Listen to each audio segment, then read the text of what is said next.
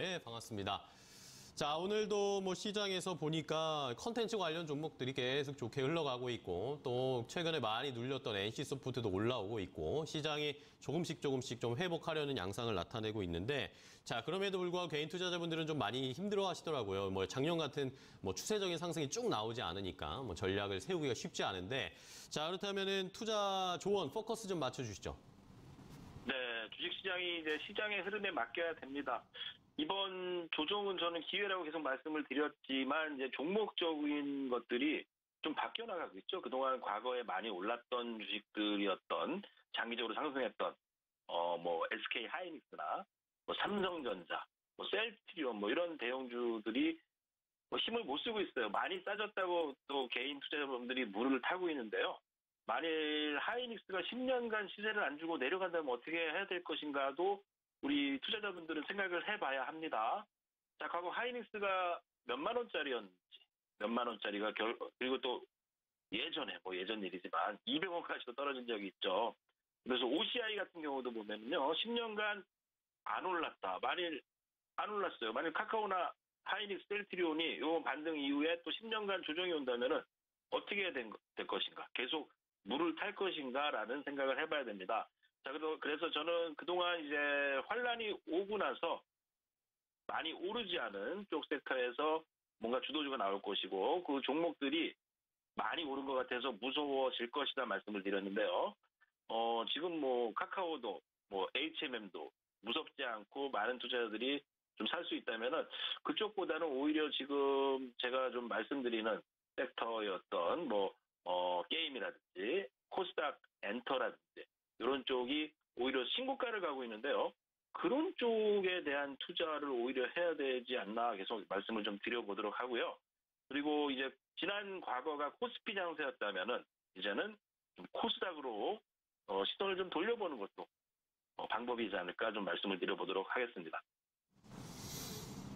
네, 자, 이렇게 시장에 대한 전략을 좀 다르게 가야 한다라는 의견 주셨는데, 또 지난주에 저희 이 명승사 점관이 말씀해 주신 업종 종목 중에 역시 콘텐츠 관련 종목들이 있었습니다. 뭐 뉴나 네. 이런 종목들 잘 봐야 된다라고 해 주셨는데, 오늘도 뭐 여전히 좀 이번 주에도 계속 좋게 흘러가고 있습니다. 뭐 마이네임이라는 드라마도 역시 또 모멘텀을 받고 있는데, 자, 이런 콘텐츠 관련 종목들 단기적으로 좀 많이 올라온 것 같은데 괜찮은 거죠?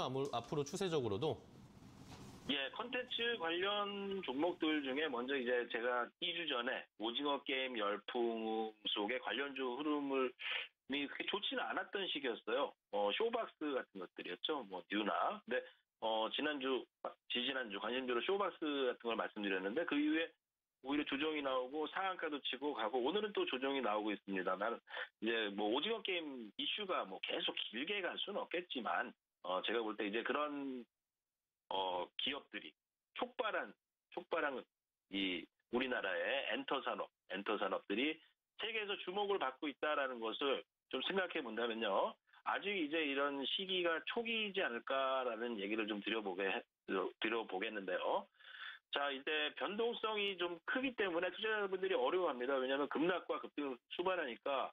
그래서 뭐 매수는 철저히 이런 컨텐츠 업종도 크게 조정할 때 매수를 하시라라는 말씀을 좀 드려보고요. 왜냐하면 어차피 이제 급등을 할 거면은 급등을 하고 나서 조정이 들어오면 손실이 나기 때문에 쫓아가는 것보다 이제 조정 시에 매수를 해보는 게 좋겠죠.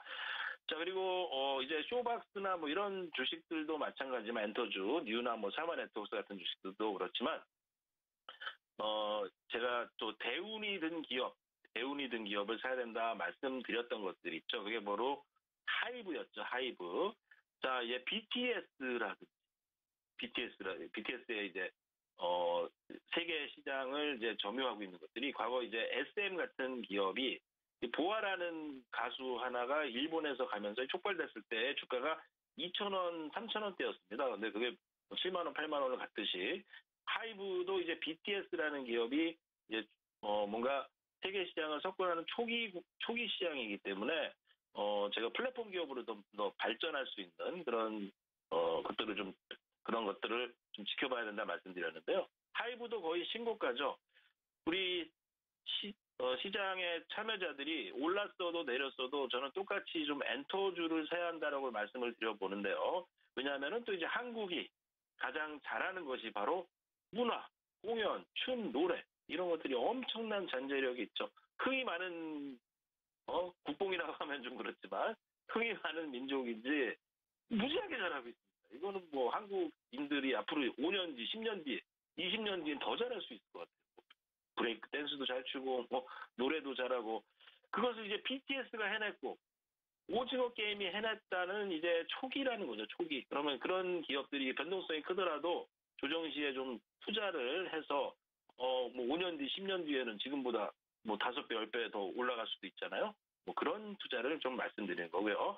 저는 하이브도 마찬가지입니다. 하이브가 올랐어도 중요하다고 좀 말하고 싶고요. 이제 갓 세계 시장에서 1위를 하고 발돋움하는 기업에 투자하지 않으면 어떤 기업에 투자해야겠습니까? SM 과거 아까 말씀드렸듯이 보아가 일본에서 성공하기 시작했을 때 투자를 망설였던 분들이 지금 하이브가 똑같은 것이다 좀 말씀드려보고요.